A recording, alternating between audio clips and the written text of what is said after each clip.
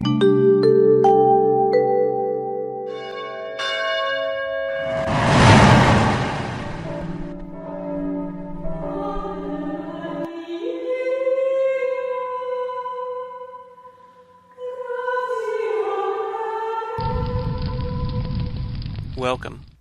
I'm Sebastian Mahfood, and you're listening to WCAT Radio, the on-air wing of En Route Books and Media, bringing you the dulcet sounds of Catholic wisdom. Good afternoon, everyone, and welcome to another edition of the Two Wings Seminar, a production of the Holy Apostles faculty. St. John Paul II said in Fides et Ratio, "Faith and reason are like two wings on which the human spirit rises to the contemplation of truth, and God has placed in the human heart a desire to know the truth, in a word, to know himself, so that, by knowing and loving God, men and women may also come to the fullness of truth about themselves." I'm delighted to introduce our speaker today, Dr. Stacy Trasancos, who is on the faculty at Holy Apostles, and is currently serving as director of the Online Academy at Bishop Gorman Catholic High School in Tyler, Texas. Dr. Trasancos is the author of a book entitled Particles of Faith, a Catholic Guide to Navigating Science, which she'll be speaking to us about today. So welcome, Dr. Trasancos. Hi, thank you so much for having me on. We're very much interested in learning about your work in the field of science and the way in which your faith has shaped and developed your work. Okay, thank you. I started out the book Particles of Faith. It's broken into three parts, and so part one, a little bit about my scientific conversion to Catholicism. It's not my entire conversion story, and it doesn't include much about what was going on in my personal life, but it does talk about how science was pointing me to Christ for a long time, long before I realized it. So I started the book with that part of my conversion story because I wanted the reader, and the target reader was young people who are Catholic, who are not quite sure what to think about science.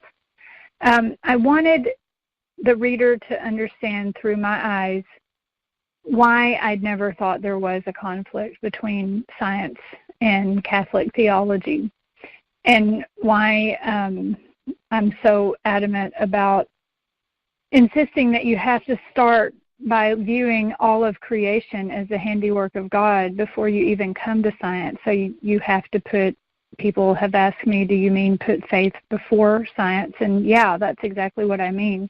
You have to have the right worldview. You have to have the right theological and philosophical view of creation, of the universe as creation, of nature as creation, before you even start talking about some of the scientific issues of our time that seem to cause controversies, like evolution and free will and physics and neuroscience.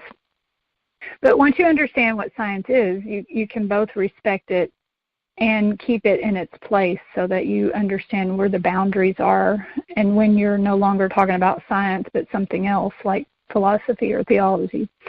So I gave that story because the publisher said, in order for this not to be just another apologetics book on faith or theology rather, and science, put yourself into it so that the reader has a personal connection to what you're talking about. And it was kind of difficult to do that because I had to go back and think about why I had the views that I had and what was going on in my head, maybe that I hadn't actually acknowledged at the time, but to go back and put it all together. And I told a story about how I always loved science, even when I was a child, and that my mother, was raised Baptist in Texas. But I remember very clearly my mother teaching me as a child that God made everything. There was a song, God made the big round sun, God made the trees, and God made me, or it was something like that.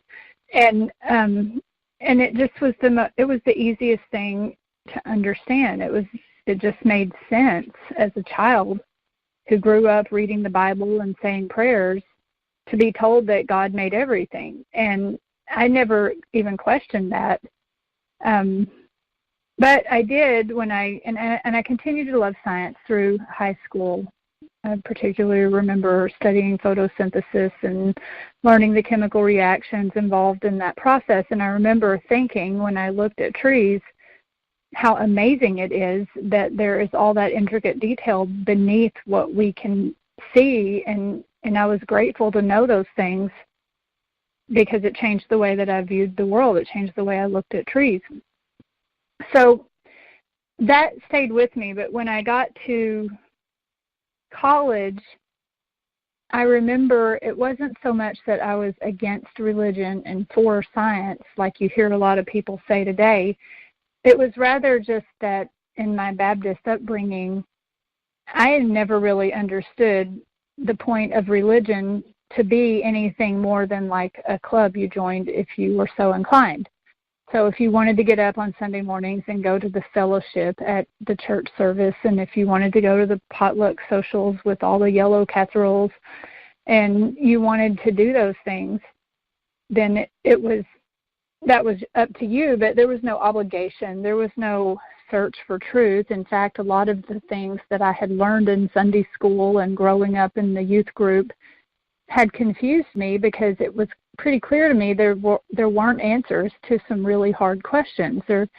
They taught that you weren't supposed to drink, but then that people did, or people bought beer to cook with, and I remember being confused about that because if that was a sin, then why are you even putting beer in your bread? But I just remember being confused, like there weren't solid answers for things that related to the moral life. And so I just didn't think it meant much. And I never really got mad at God or said I don't believe in God anymore. I just stopped going to church. I stopped being religious. Like I think a lot of what we now call the nuns are today, the NONES nuns, they're not really hostile. They just don't even, it's just like a check the box if you're religious, and they don't check the box. So I was like that. And I remember, though, at the same time, realizing there weren't a lot of answers for life in what I thought was religion. There were a lot of answers for things in science as I started to study that more in college. And so my fascination, of course, continued to grow. And after teaching high school for a few years, I decided that I wanted to pursue a PhD in chemistry, and I went to Penn State, where I had applied to go specifically to work with one of the professors there who was one of the leading researchers on artificial photosynthesis. Back in the 90s, the whole climate change controversy was still an issue. I think some people think it's rather new today. It's not. And even back in the 90s, there was a lot of talk and a lot of books written about saving the planet, about recycling, about chlorofluorocarbons, about acid rain. And I wanted, when you're young and you're thinking about what do you want your life's work to be about, I wanted to do something as a chemist, manipulating the atomic world, that would help save the planet. So if you understand photosynthesis, which I had long had a fascination with by that time, if you understand photosynthesis, you understand that the vegetation in the planet consumes 6 times more energy per year than the entire human race. And photosynthesis, the process at large, takes energy from the sun and converts it into biomass, which eventually is where all the molecules and the living things come from. It originally starts with energy from the sun, and it makes the carbohydrate, the 3 carbon precursors to the carbohydrates that make up the stems and leaves and such on plants that are eaten by animals, and the energy that was captured from the sun chemically is then transferred to the animals. But it starts this big cycle of life. all of life on planet Earth is fueled by the sun, because the photosynthetic process captures the sun and changes it to chemical energy and makes biomass.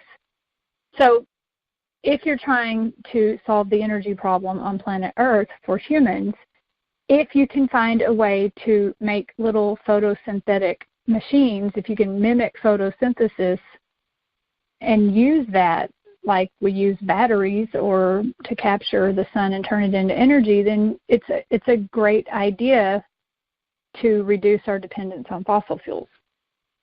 So that's what we were trying to do. And I was delighted to get assigned in Thomas E. Maluk, that's the professor I wrote to. I was assigned to his research group at Penn State.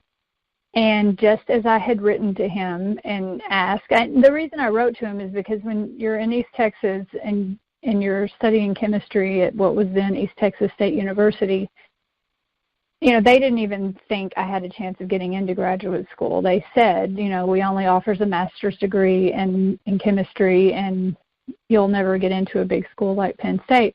But I did, because I wrote that professor, and I had read his work, and I knew what I wanted to do. And so he was kind of the one responsible for getting me in at Penn State, and then I was in his group, and then I was, in fact, assigned to the photosynthesis research group. And I thought at that point that all my dreams had come true. And I worked on that project for the first year, and we did have some success because we were able to build these layers on very tiny silica surfaces, like 50 nanometers across, a very fine particle of silica. And we were able to grow these layers on it that would allow our light source from a laser to, it would allow one polymer to absorb the energy and turn it into electrical energy and cause an electron to move, which is what electricity is, to move from one layer to the next layer and stay there. And so we were mimicking the electron transfer process, the Z scheme, in photosynthesis, where plants do that scheme 10 steps perfectly, 90% quantum yield, in a fraction of a nanosecond, and pass the electron along to the reaction centers. We were just trying to get the electron to jump from one polymer to another. So in leaves, the electron is, the energy from the sun is captured in the chlorophyll molecule. The electron is excited, and then it jumps and jumps and jumps and jumps and jumps and jumps, and it loses a little bit of energy each time it jumps, and that little bit of energy is used to fuel chemical reactions. We were just trying to get one jump, and we were trying to get it to stay there long enough to measure it. So it was, I make that point because it was already clear to me that what we were trying to do in the state-of-the-art laboratory was a mere fraction of what leaves just do all the time, constantly outside on the trees. And it was very difficult to even get the structure and the order on our composites to keep that electron moved off of one layer and sitting on the next layer for a fraction of the time. But we were able to get 30% of the electrons that get excited to jump from one layer to another and stay there for a half-life of 25 microseconds.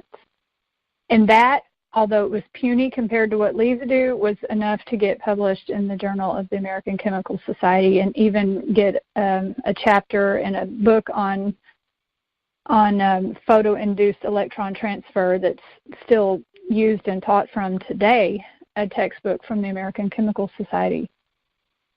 However, and I always explain that to people, and I explain it in the book because if the details are starting to sound boring and monotonous and dense, it's because that's what it was like in real life. And there was always, I knew back in the back of my head, there was a difference between what we were doing.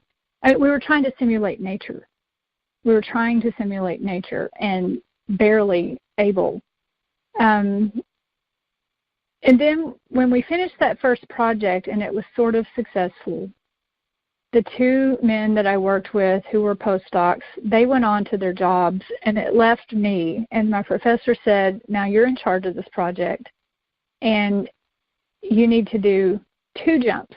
You need to get the electron to jump 2 times. Well, the point that I always remember when I look back and wonder when I started to wake up and realize what I was seeing in the handiwork of God, I started heading into that point, because once all the responsibility at my dream position as a researcher at Penn State on this project, once all of that responsibility was on me to make an electron jump twice, I started to have my comeuppance, because I took about 2.5 years after that first success with the postdocs. It took me about 2.5 years to try to get those 2 jumps. Like, it's hard to explain what the work is like. It's just like grunt work mostly. There's nothing brilliant about it. You go to the lab every day. You move your white powder that are really these very fine particles of silica. You move it through different solutions because you've worked out the process for layering the polymer and then layering the inorganic sheet and then layering another polymer. And once you build them all, you have to go analyze them and look at them on the transmission electron microscope and make sure that you grew the layers the way you wanted to. And it takes weeks just to do that. And then you go down into the basement where the laser was, and you have this elaborate system set up where the laser will shoot the particles that you put just in a tiny little pinky-sized cuvette. And you have part of the laser stripped off to the side optically with some lenses, so that as soon as the laser fires, a piece of the laser stream signals a spectroscope to open up and capture any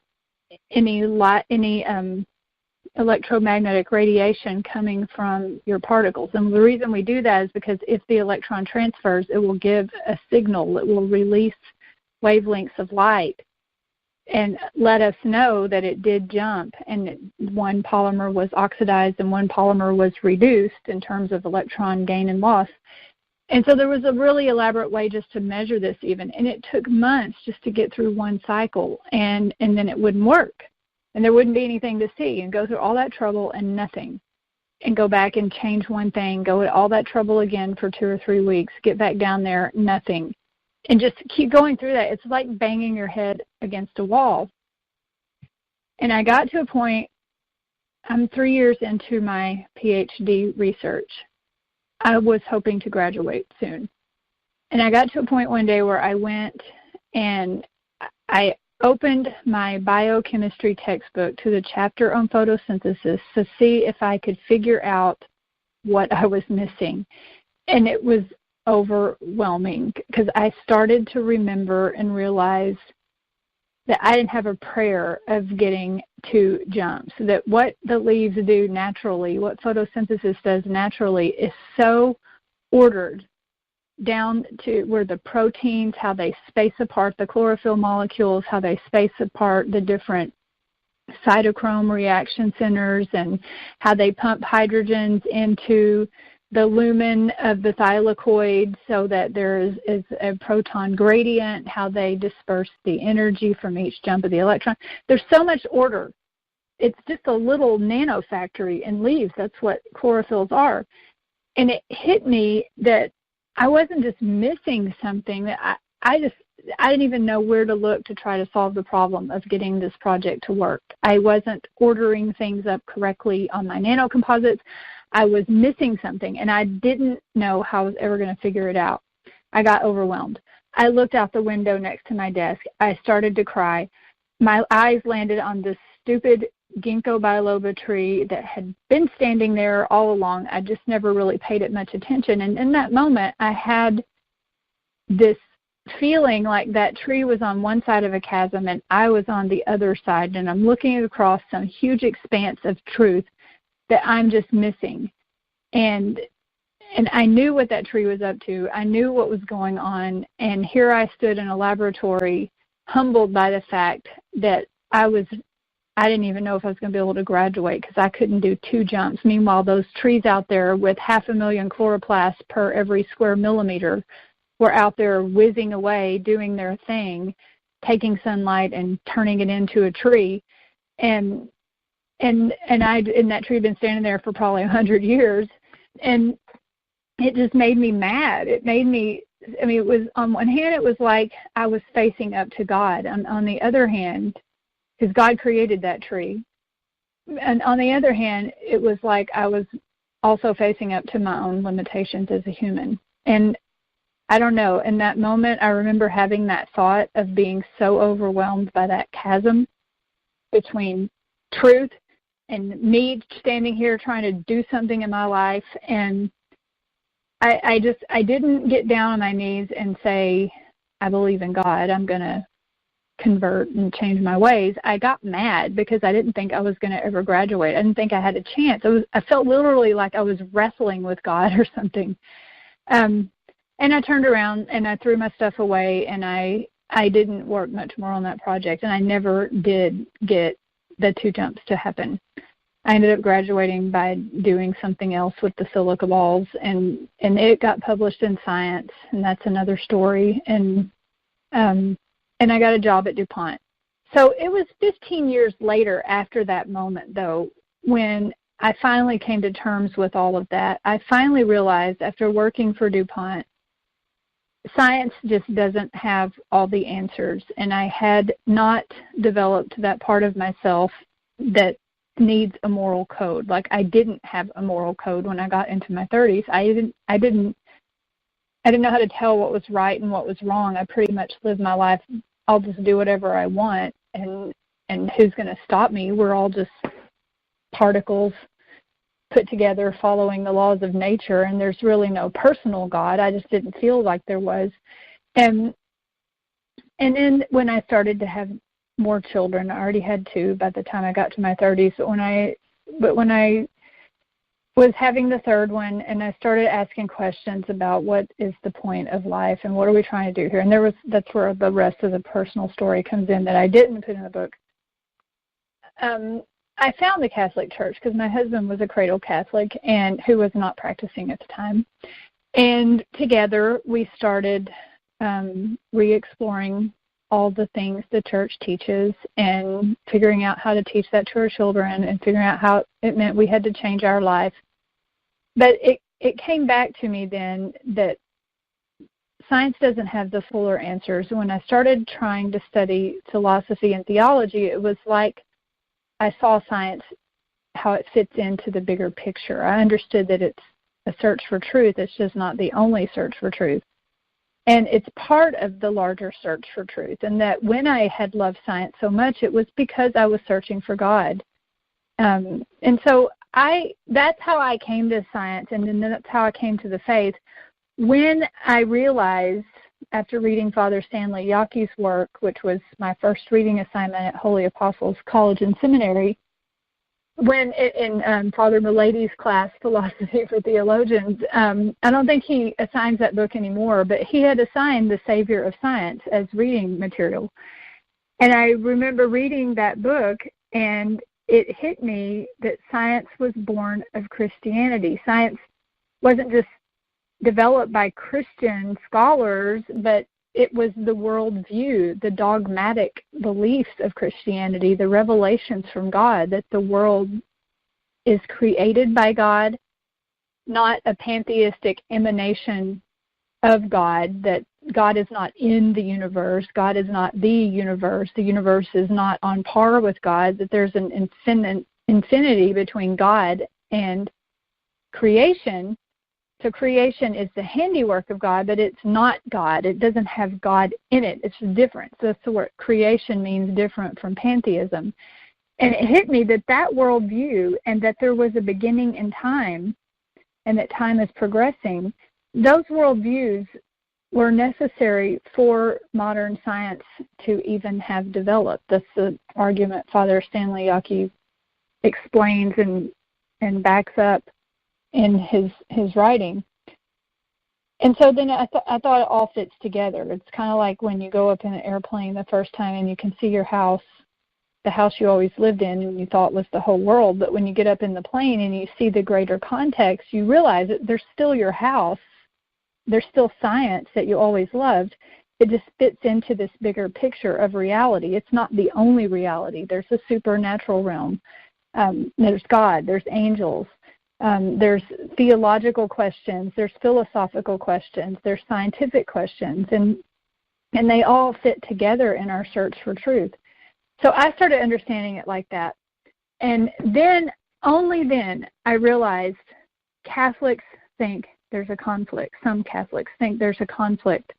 And as I started to study why people thought that, I began to realize it's because some of them didn't understand science very well, especially evolution. They didn't understand what evolution is about, what it means to say it's both a fact and a theory, what the difference in macro and micro evolution are, what it means to say literal versus the real story of Genesis,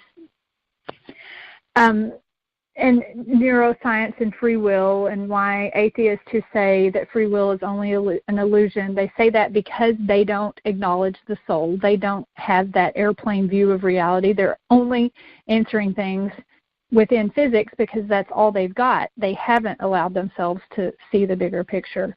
I started to understand these things, and I started to think maybe I needed to start writing about it because it seemed like it was really a stumbling block for some people in their faith. Young people were turning away from their faith because they thought they had to pick between science or the Catholic faith. And then even like parents who had kids, all that up, were not sure what to say to their children who ask about dinosaurs or Adam and Eve and Neanderthals and stuff like that. So the rest of my book, then, to wrap all that up, is the second part is about, so the first part's about my story, the second part is about physical questions, and the third part's about biological questions. And it's just 8 or 9 of the most difficult, in my opinion, questions that people trying to navigate science in the light of faith have to answer. Thank you so very much, Dr. Trasancos, for that incredible and awesome and inspiring witness to your faith and your journey home. I have a few questions. We don't have any students who've joined us today, so I put together some questions, and I'm delighted that as I was forming them, you were answering them. So, but that also made me scramble a little bit, because then I had to think, oh, wait, then how can I build on that? So I've got a few for you. So you spoke of your work as a chemist and how it enabled you to observe the order of the natural world. And I know that we have physicists like Stephen Hawking and biologists like Richard Dawkins who have expressed atheism as a result of their science, as a direct result of their observations of the natural world. And, of course, it's not all physicists and all biologists to do that. We have examples in the persons of Stephen Barr, for instance, or Tom Sheehan, the current director of the Institute for Theological Encounter with Science and Technology, who are physicists, and Donald Sparling, who's a co-teacher in the New Atheism course, who's a biologist, who have a strong Catholic faith. So a question that formed in my mind was, is there a difference in the way that a chemist understands her faith in relation to her science than, say, a physicist or a biologist? Or do you think one scientific discipline affects one's ability to develop a faith view? Well, the reason I chose chemistry, that's another thing that surprises me is when people say they don't like chemistry or they hated chemistry in high school, because I don't get that either, but I guess it's true. But the reason I chose chemistry is because it is actually a central science, and that is the title of the current textbook put out by Pearson for college-level physics. They call it chemistry the central science, but that's something that's long been said about chemistry, because to understand biology, if you really want to understand biology, if you just take biology and you don't know anything about chemistry, you're going to see there are many times where you can't get a full explanation of what the protein, why, like for example, why do proteins fold the way they do? Why do they order up the way they do? Why do they fold the way they do? It's because of chemistry. If you understand what's going on in the atoms that are bonding and being attracted or not attracted to each other after they bond or as they bond or when they break or in all those scenarios, if you don't understand that, you don't understand why proteins fold. You're just left memorizing things in biology. And so I was first a biology major, but then I switched to chemistry because I wanted to understand the foundation of why biological systems do what they do. What I learned then was that when people say they don't fully understand the mechanisms of evolution, I think, well, duh, we don't even fully understand the mechanisms that require your heart to beat one more time either. It doesn't mean there is less of an atomic level explanation. It's just that you really get an appreciation as a chemist looking at biology. You get an appreciation for how much we don't know. We still don't understand exactly not just how life arose on Earth, but we don't even understand what makes life right now. If you're just talking atoms and molecules, life is a really organized system. It's a very organized set of atoms that come together, and they do some amazing things. And there are lots and lots and lots of mysteries in the gap between chemistry and biology. Going the other way to physics, you need to understand quantum physics to be able to understand chemistry. Again, if you're just a chemist, there are a lot of things about why do electrons do what they do that you're just left memorizing unless you're willing to dive into quantum mechanics. And when you do dive into quantum mechanics, because I studied biology, but then I also studied physical chemistry, which was very difficult, and I had to, for my work, to understand how to get the electron to jump around. When you start to understand quantum mechanics and the history of quantum mechanics, then you also start to understand, again, what grand mysteries there are out there in the matter and energy that we try to categorize and understand and quantify. There's so much mystery in science on both ends. And so would a biologist or a physicist have a different approach than a chemist? I don't see how they could, but I also don't see why they're not all just chemists, because chemistry, being the central science, kind of helps you find your answers in the other disciplines. But I think either way, wherever you are, whatever your specialty is as a scientist, you are very aware, every scientist, even the atheist, they are very aware of how much unknown and mystery there still is in our study of science. Right, and they have this idea that eventually we'll figure it out, or eventually we'll learn it, which doesn't seem to be a stumbling block for them. In fact, it seems to open up some kind of promise to them that humanity is its own creator, or is still in control of its own destiny, or doesn't have to answer to a supernatural entity. Because we have it within ourselves to figure these things out. It seems like that would be almost a kind of leap in faith, a science of the gaps that would be harder to use as an explanatory tool than that a supernatural creator who loves us and wants a personal relationship with us actually did create and start all these things and is responsible for the order in the universe. Yes, and that is exactly one of the things that hit me like a light bulb when I converted. Because if you're just talking about sanity, if you're just talking about not going crazy, and you're talking about having a sane view of the world, it is so much more satisfying to be a Catholic and a scientist than to be an atheist and a scientist. Because although I wasn't an atheist, I didn't have any religion. I had that angst that I talked about with that chasm between that ginkgo biloba tree and me in the laboratory.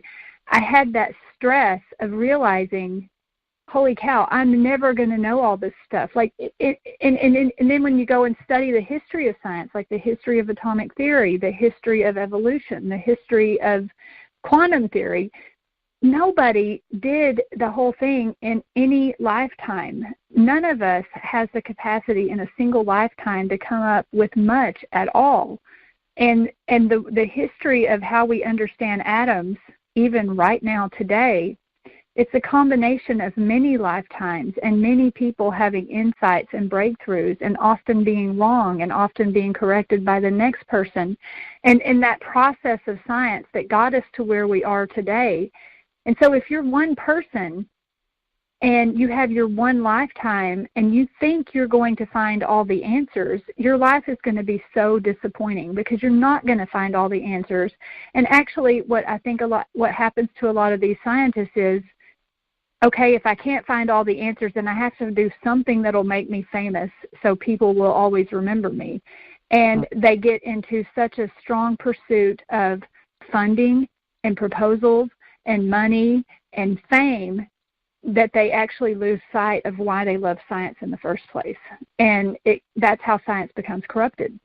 You have people who end up, even if they don't say so, caring more about being famous than being true.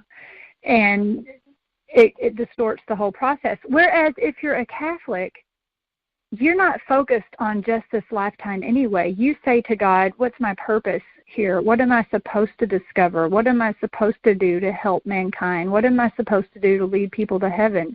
And your science makes so much more sense in that context because you no longer have the burden to do everything. You don't have the burden to become famous because you discovered something. You just do what life and what God asks of you every day. And sometimes it's science, sometimes it's leading people to heaven, sometimes it's both. And it changes everything. It changes the perspective. And I think definitely that it keeps the Catholic scientists more true to the love of science, the love of the handiwork of God, and inoculated from being distorted by simply a pursuit of fame. So we can be more than our own personal life project, at least in terms of scientific discovery. Well, you mentioned that you one day heard that children are a gift, and that changed your worldview and your perspective and your emphasis. Would you like to talk a little bit about your children? Of course. It was one of those things like, okay, if you say, it's one thing intellectually to say, okay, I get it, photosynthesis, I can't do this, there must be a God. God had to create all of this. Intellectually, it's not that hard to see that science points to God. It's not that hard. But the thing is, conversion's not just an intellectual exercise. Yes, you need the intellectual satisfaction, but for me, it was like, almost scary because if God created photosynthesis and all this other stuff, God knows not just every hair on my head, but he knows what every electron, proton, and neutron are doing in every atom and every protein, a keratin molecule in every strand of my hair. It's like you're acutely aware of what it means to say that God holds you in existence and knows everything about you. And you're subbed up right into having to face your sins. And so I wasn't even that scared to face my sins. I knew that if I repented, I would be forgiven and that I would have to change my life. I would have to do things differently. I wasn't even so scared of that. What I was scared of was failing. I was scared that I wouldn't do it well enough, that I was so scared of that to the point that I almost didn't want to convert because I didn't think I could do it. Well, that's where my children come in because I'd always thought of them as highly, children are bodies, people in general, even my own children, they're these highly complex, inorganic, organic, complex composite systems that they're just molecules doing their thing. And I hadn't really thought about the soul very much. But when I read in the Catechism that children are gifts, it changed everything for me. It's like, okay, this is not just some offspring that came from my body. This is my child. This is a gift that God gave me. I'm responsible for raising these children. And I made the very quick decision after that to leave my job at DuPont, not knowing what the future would hold, and to put my focus on my children, to be with them, to raise, because I hadn't been with them. And I never was one that said mothers have to stay home with their children. I just made that decision for myself because I had swung so far to the other extreme of neglecting them that I wanted to be there. And my husband gave me that choice. I said, I'm going to stay home. And then I put all my focus on raising children, and it's always like I tell this story to younger people because I guess you can call it courage. I had the courage to make these radical changes in my life because my faith asked me to. And I wasn't sure what was going to happen. It's kind of like when you go in the laboratory and you do an experiment, you know what should happen and you have some faith in the process, but you're not exactly sure how it's going to turn out. I felt like that. Here's how it turned out 20 years later. I'm still staying home. I always insisted on staying home, but it turns out that there are these Catholic institutions like Holy Apostles and Seton Hall and Bishop Gorman where I'm going to be working. I can work from home, and I learned how to use the internet to teach, and I can write and teach and do creative stuff and still be able to stay home. And now my children are actually getting older and starting to move on, and whereas if I just stayed a chemist at DuPont all this time, I don't think I would have been happy. Now I am happy because I have all these intellectual things I can do to keep me busy. But I still get to be here to watch my children grow up. So it's worked out well for me, and that doesn't mean that it always, every minute, worked out well. There have been times of great suffering along the way. But that one little line, children are gifts, it certainly did change everything about my life. I don't think I would be where I am today if I hadn't read that. Considering that understanding, in light of your own children, you've undertaken the responsibility of becoming the director of an online or virtual high school for the Diocese of Tyler, Texas. How does that understanding help you in your work with all of these families' children?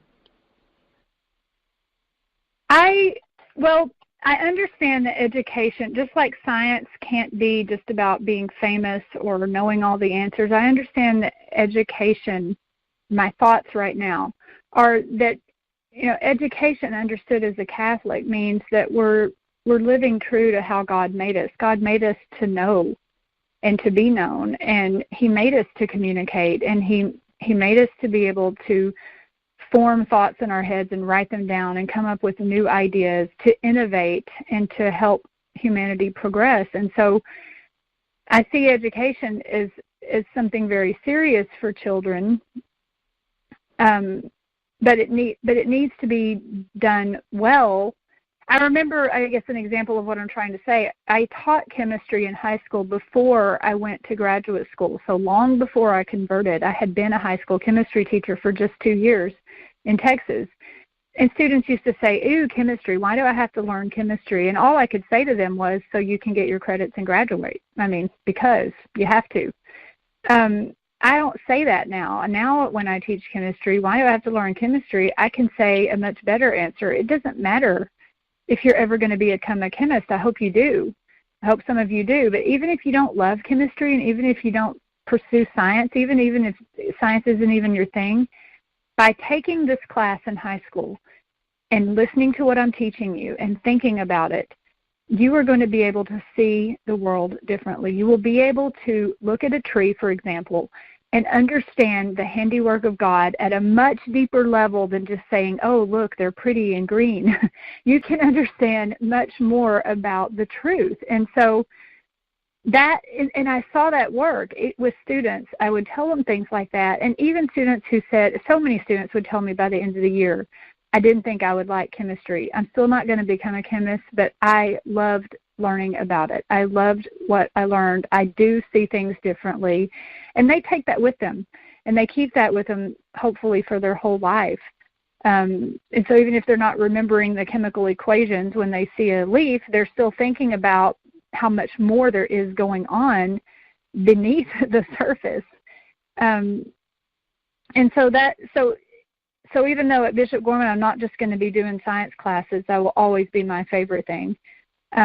The whole educational process and learning how to use, as you well know, Dr. Mahfoud, taking the education out to people who wouldn't have access to it otherwise. There's so much good you can do with online education to reach people who, homeschoolers in particular, who are high school students, who they're still want to, their parents and the child still wants to do homeschool at home, but needs a teacher and some help with certain subjects. Like, I couldn't teach my kids Latin. I tried, I couldn't. They needed a teacher for that, and so it'll. What we're doing then is using the online delivery to bring education further to people who might want, filling a niche. We won't be solving all the problems, but helping parents. So how does it affect the children? It gives parents more tools to be able to educate their kids as they see best. Certainly, and not just the homeschool parents, but parents of high school children who would otherwise send their children to a public high school, perhaps, now have the opportunity to send their children to a Catholic high school, even though they may be 100 miles away from it. Exactly. We're trying to extend the reach of Catholic education to the whole diocese for the parents who want that kind of option. Exactly. It sounded in the way that you described your relationship with your own children, with your own family, and now with this broader context of the high school, that you began thinking locally and now you're acting globally. So the mark that you're going to leave on this world doesn't have to be that incredibly famous discovery that those who are in the rat race of pursuing grants are trying to encounter or to put their name on. You're leaving a mark in the minds of potentially millions of children not yet born. Well, that's one way to look at it, I guess. Yeah. Well, I just think of all the future saints, and maybe that's what we're called to do, is to demonstrate our love for God and our love for our faith by intentionally pursuing that which is greater than the time we have on this earth is able to provide. I mean, even if we were to work nonstop in just reading and self-education, we may read another 5,000 or 6,000 books in our lifetime, and I know the library at Holy Apostles has over 70,000. So the depth that we can go is spiritual, perhaps more than it is academic or physical or whatnot.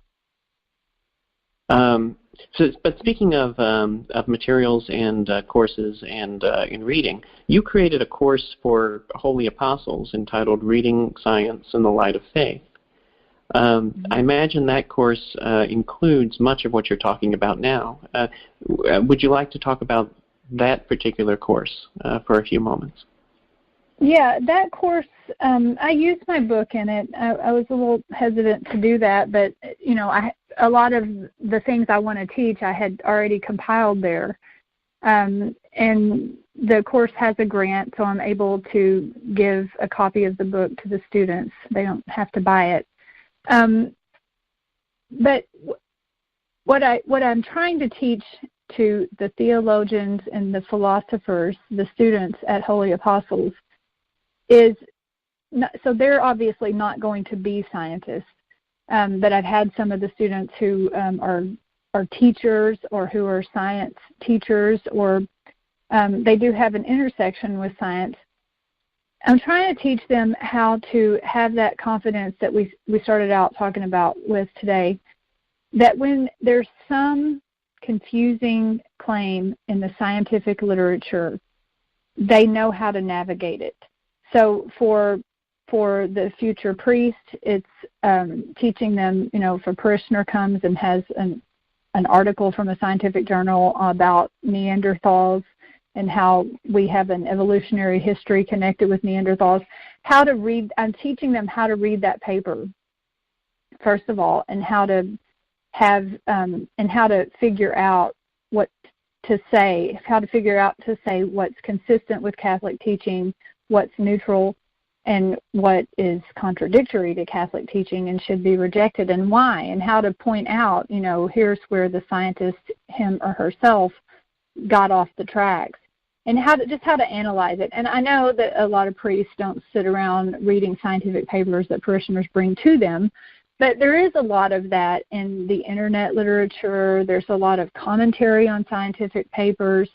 And so that's another thing I'm teaching them, is how to be confident reading the scientific literature, because even if you see something written that's an opinion or a commentary or in the New York Times or something like that, I'm teaching them how to find the paper that's underneath it all, because 9 times out of 10, what seems like a conflict between Catholic teaching and science it goes away if you understand what the science actually was. Because a lot of times when it gets talked about in the popular media, the claims are exaggerated.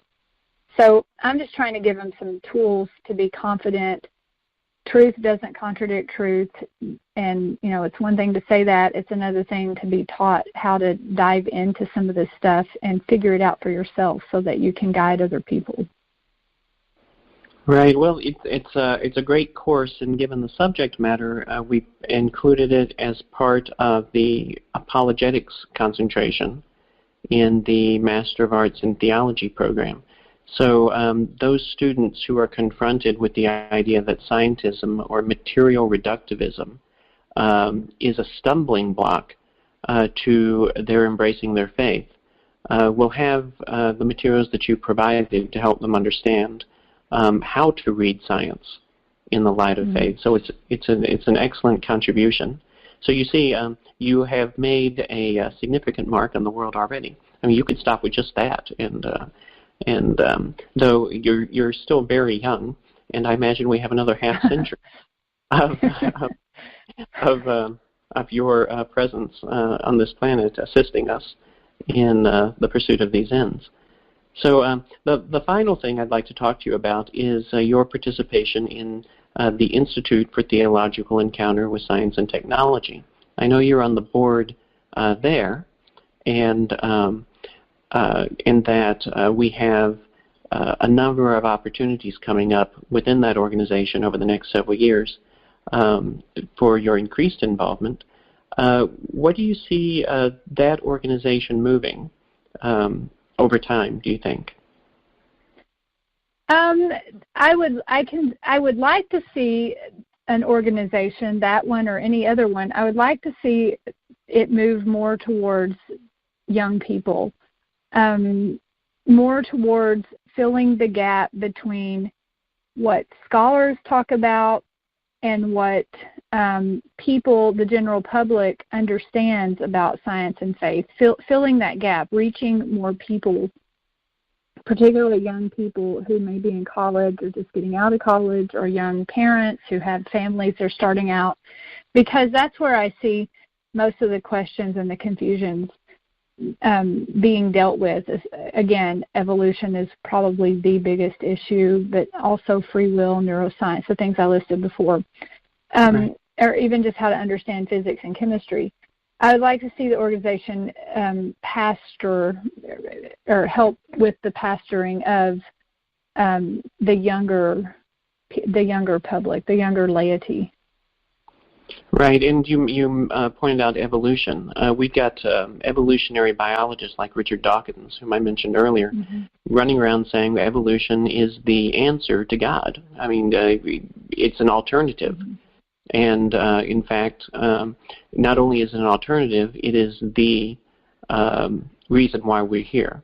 Now, the interesting thing about Dawkins is that he's targeting this very group of young people. You know, if you look at The God Delusion, he wrote it at a freshman in college level, where he does scattershot, sort of Gatling gun approach to all of the tenets of the faith and to everything that we believe in the space of his book. So by the time you say, oh, wait a second, you may have missed a few things, he's already on to a different topic.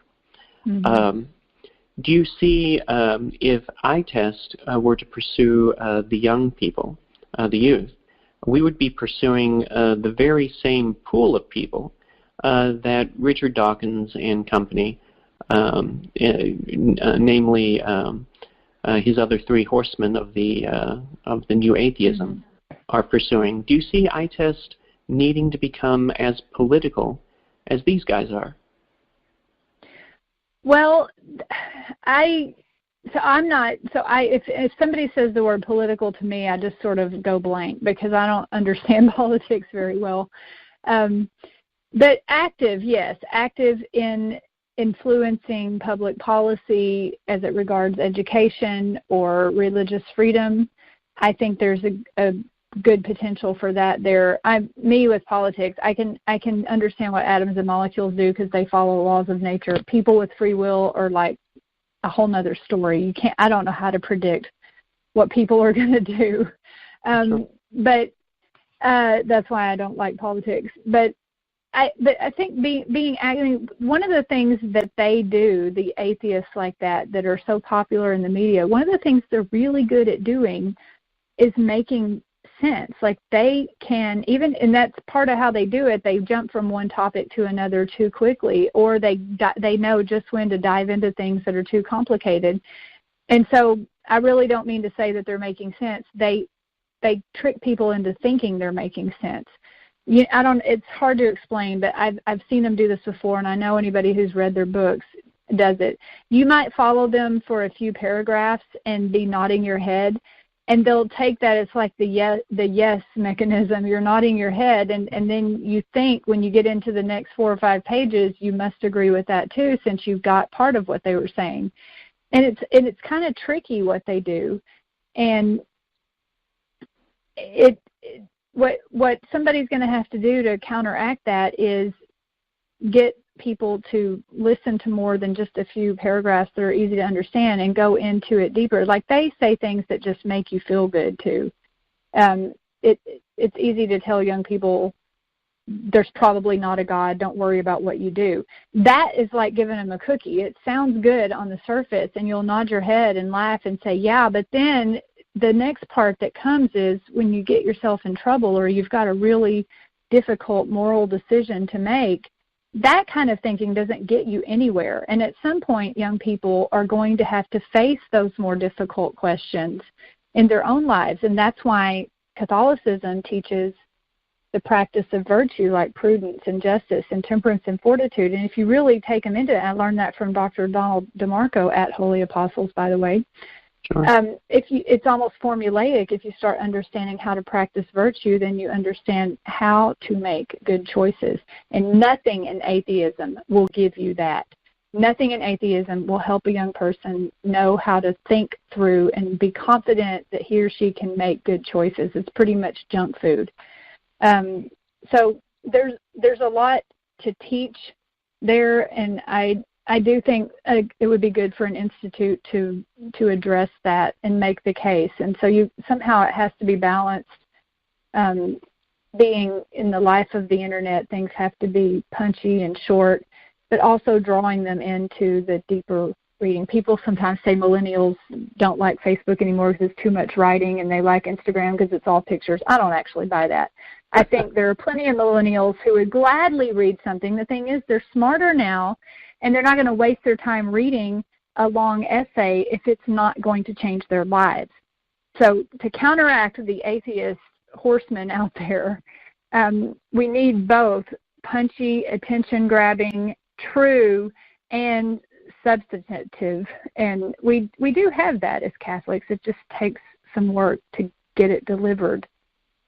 I just thought of your next book title. You could call it The Selfish Meme. Yeah. Dr. Trasancos, thank you very much. It's been a delight speaking with you today, and we are about 30 seconds before the end of our time. Is there any final thought that you would like to leave us with as we bring closure to today's program? I tell all my students and my children and everybody, and I pray this prayer myself every day, everything in life has to go through the filter of, is this leading me to heaven, and am I leading other people to heaven? Because that's what it's all about, including physics and chemistry. Well, yeah. with that, we can say an amen. Thank you so very much, Dr. Trasancos, and may God continue to bless you, your life, and all of your endeavors as you move forward and help us continue to read our science in light of our faith. Thank you. We hope you enjoyed the program and will join us back for another show on WCAT Radio. This is Sebastian Mahfood. Good day.